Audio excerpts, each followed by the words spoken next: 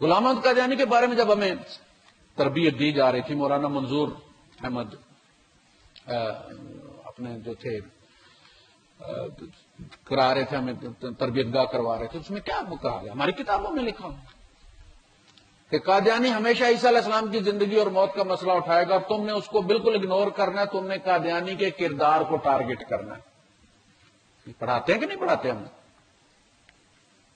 मंजूर कनेवटी साहब कि तुमने किसी तरफ नहीं जाना, तुमने अपने आप को